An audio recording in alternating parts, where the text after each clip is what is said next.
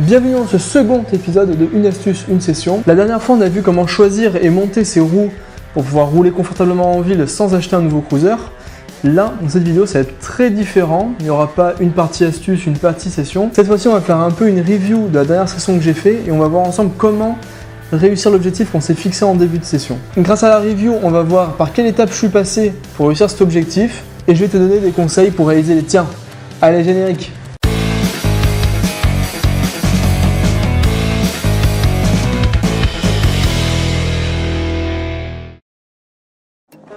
Première étape, on va commencer par s'échauffer et à faire les étapes un peu plus simples de la figure qu'on souhaite faire. Là, dans mon cas, j'essaie de grimper 2 marches en faisant un ollie.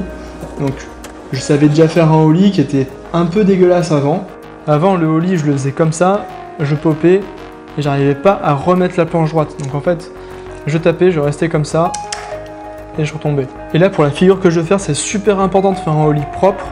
Donc de bien remettre la planche comme ça, parce que vu qu'il y a les marches ici, qu'il y a un obstacle, si je commence à sauter et à pas remettre la planche, je vais taper. Et du coup, la planche va partir n'importe comment. Donc là, si je fais un ollie bien propre, je vais pouvoir bien passer par-dessus l'obstacle. Tu vois un peu le truc? Donc là, tu vois, j'ai essayé de faire un ollie en descendant les 2 marches. Donc ça m'entraîne déjà à faire un ollie assez propre et à faire un ollie avec un obstacle, c'est-à-dire prendre assez de vitesse pour passer l'obstacle. Donc c'est un bon entraînement. Ça, c'est un truc qui m'a pas pris trop de temps à faire. C'était assez simple pour moi. J'ai réussi quasiment du premier coup. Donc c'était un bon échauffement pour enfin commencer à vouloir grimper les marches en ollie. Ensuite, deuxième étape, s'il y a des skateurs dans le coin, dans le skatepark, tu peux essayer de voir comment ils font la figure. Moi j'ai eu de la chance, 2 gars sympas qui avaient un bon niveau l'ont fait juste devant moi et donc du coup m'ont un peu donné des astuces à savoir comment faire. Le conseil que le mec m'a donné, c'est que si je savais faire un ollie avec assez de vitesse, donc sur du sol, sans prendre en compte les marches, alors je pouvais faire un ollie avec n'importe quel obstacle. Donc ensuite, la troisième étape, là, le but, ça va être vraiment d'y aller comme un bourrin. En fait, tu vas juste essayer de faire ta figure sans trop réfléchir, juste pour enlever la peur. Parce que souvent, quand tu veux faire quelque chose que tu n'as jamais encore fait, tu as un peu l'appréhension de savoir comment tu vas te faire mal, comment tu peux te faire mal. À force de répéter, de faire la figure, tu vas voir que la peur, elle va partir instinctivement.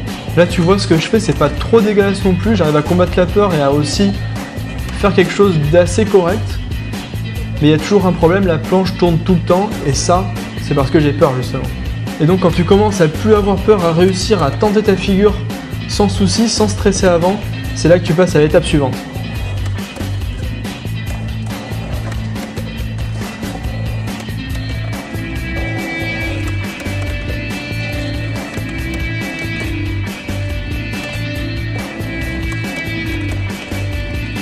Donc là, la 4e étape, c'est très important, c'est là que tout va se jouer. Là en fait, il faut que tu essaies de voir pourquoi t'as pas réussi tout à l'heure à faire ta figure. Là en fait je vois que je grattais mal, que mon pied sortait de la planche à chaque fois, il restait pas dans l'axe. Et donc ma planche commençait à tourner comme si je voulais faire un heel flip en fait, tu vois. Je refais les étapes du ollie assez lentement pour me remettre bien le mouvement en tête.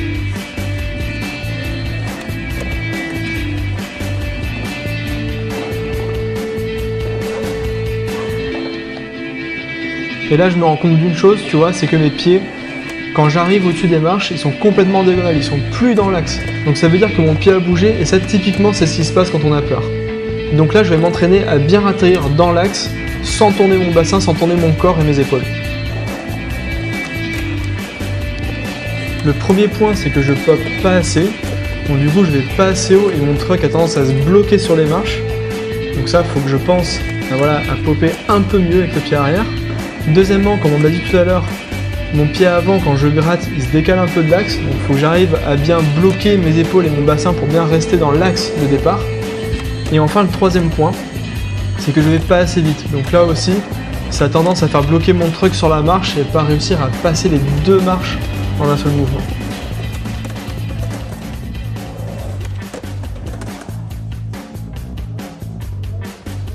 Donc là, je m'entraîne et j'essaye au maximum de placer le mouvement.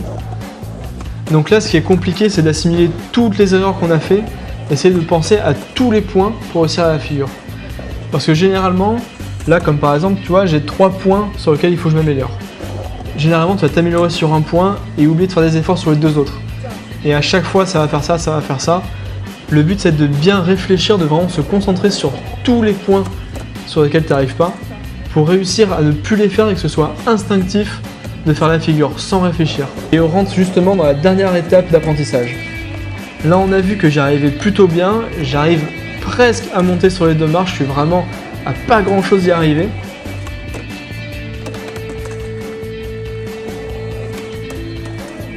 Donc maintenant que le mouvement est instinctif, on n'a plus besoin de réfléchir pour faire le mouvement proprement. On va répéter le mouvement encore et encore, en réfléchissant un peu moins, en y allant un peu plus à l'instinct, tu vois. Et quand tu vois que tu y es presque, que tu comprends ce qui va pas et que tu sens que tu vas réussir la figure, c'est là qu'il faut absolument rien lâcher. Même si tu t'énerves, tu vois, pour dans la vidéo je m'énerve comme c'est pas permis, j'arrête pas de râler. Moi cette figure j'ai mis plus d'1h30 à la réussir, donc vraiment j'ai persévéré, je me suis acharné, j'en avais marre, je râlais beaucoup, il était super chaud et tout, mais je lâchais quand même rien. Le but c'était vraiment d'y arriver avant de partir du skatepark. Et c'est comme ça que j'ai réussi à faire mon ollie en grimpant les 2 marches.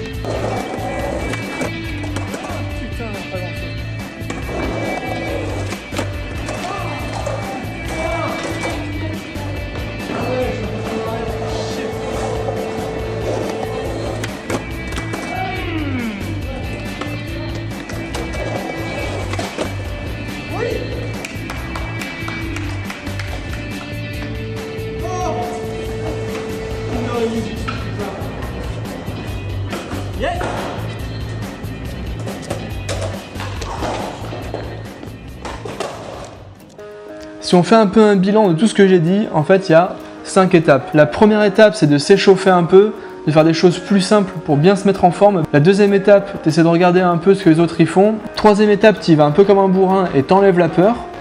Quatrième étape, tu réfléchis à ce que tu as fait, tu vois pourquoi tu as foiré les choses.